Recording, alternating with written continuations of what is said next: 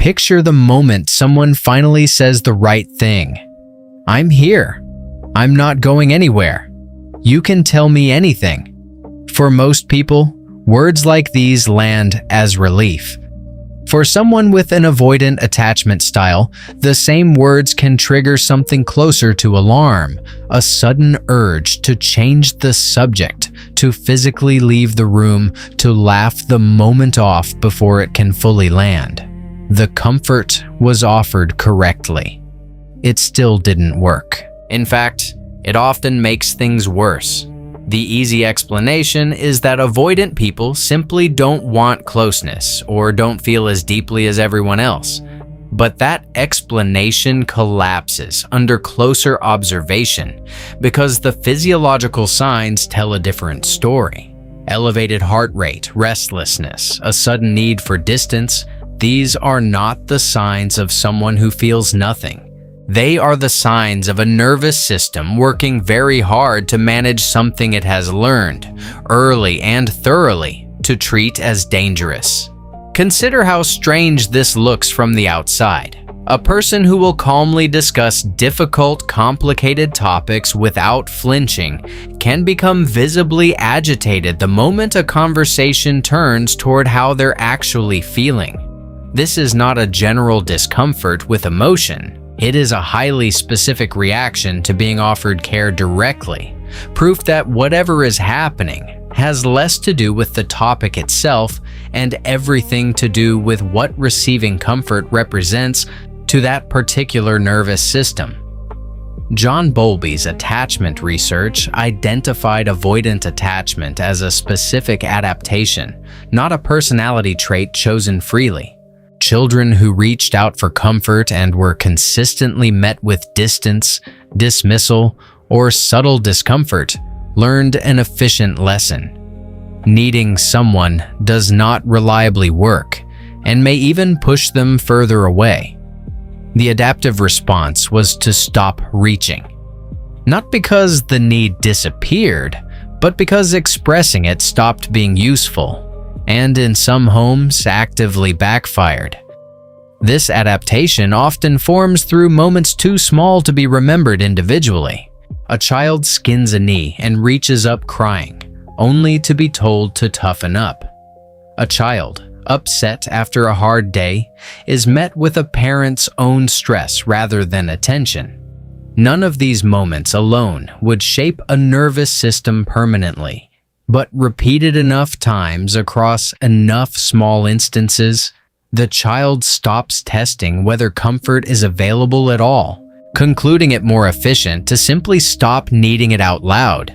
Here is the mechanism that explains why comforting words specifically can trigger withdrawal rather than relief. For a nervous system trained to associate emotional need with disappointment or rejection, the offer of comfort does not register simply as kindness. It registers as an invitation to need something. And needing, for this particular nervous system, is exactly the territory that was marked unsafe a long time ago. The kinder and more direct the comfort, the more directly it points at the need being offered relief for. And the more urgently the system wants to close that door before it opens any further. Donald Winnicott's work on the false self offers a related piece of the puzzle. He observed that some children, unable to have their emotional needs reliably met, develop a highly competent, self-sufficient presentation as a survival strategy, a self that requires nothing, so that nothing can be withheld. This self-sufficiency is not fake in the sense of being consciously performed. It becomes deeply, genuinely felt. Comfort offered to this self-sufficient presentation does not feel like a gift. It feels like an accusation that the presentation has failed, that the need underneath has been detected, and that detection itself is the danger. Karen Horney's framework adds precision here. She described a personality orientation she called moving away from people, managing anxiety not through connection, but through independence and emotional distance. For someone shaped this way, being seen as needing comfort undoes the very strategy that has kept them feeling safe. It is not that the comfort is unwanted at the level of the body's actual need. It is that accepting it requires dropping a defense that has, for a very long time, been doing exactly what it was built to do. Bessel van der Kolk's research into the body's threat response explains why this reaction happens so quickly, faster than conscious thought can intervene. The nervous system does not evaluate comfort the way it evaluates other information. It scans for whether accepting closeness is safe, using old pre-verbal criteria formed long before language existed to describe any of this. A gentle, well-intentioned, "I'm here for you" can register at the level of the body indistinguishably from a demand, because both require the same thing this nervous system learned to avoid: visible, acknowledged need. The cost of this pattern falls on both people in the relationship in different ways. The person offering comfort often experiences the withdrawal as rejection, concluding, understandably but incorrectly, that their care isn't wanted. The avoidant partner, meanwhile, experiences a private, compounding loneliness, wanting closeness at a level even they may not fully access, while simultaneously defending against every attempt to provide it. Over time, both partners can end up starving in a relationship that, from the outside, appears to have exactly the ingredients it needs.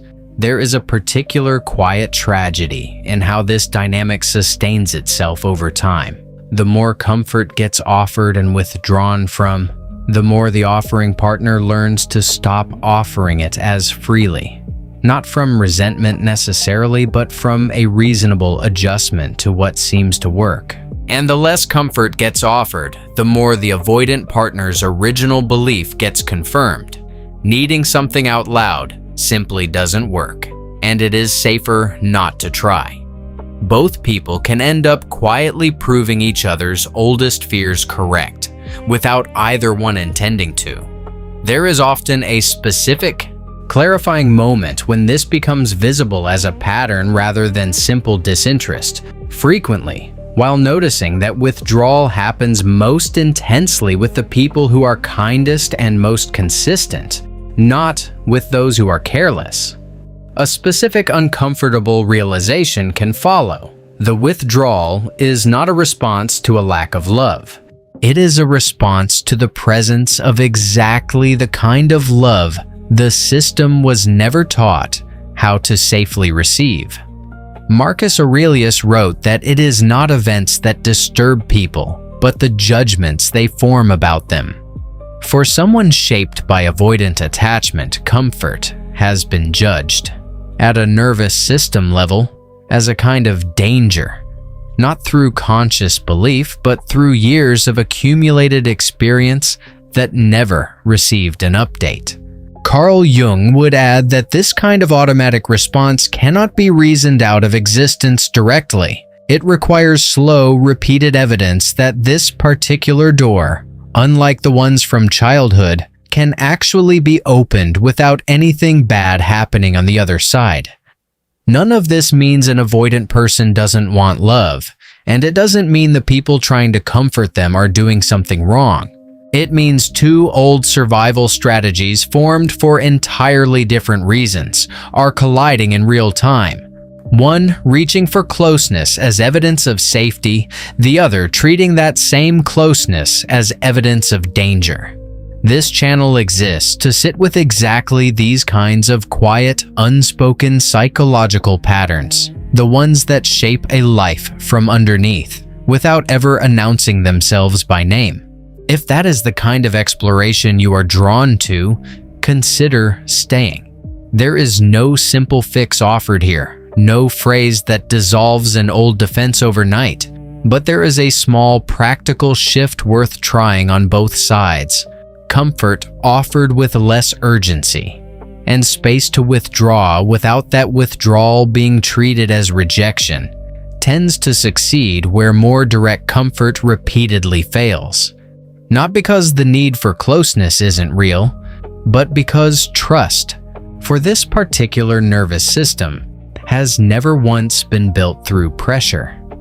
If this reached something in you, say so in the comments, specifically if you're willing, whether you recognized yourself more in the one offering comfort or the one pulling away from it. And if you know someone who has spent years being told they don't care enough, this might be the first time anyone has offered them a truer name for what's actually happening.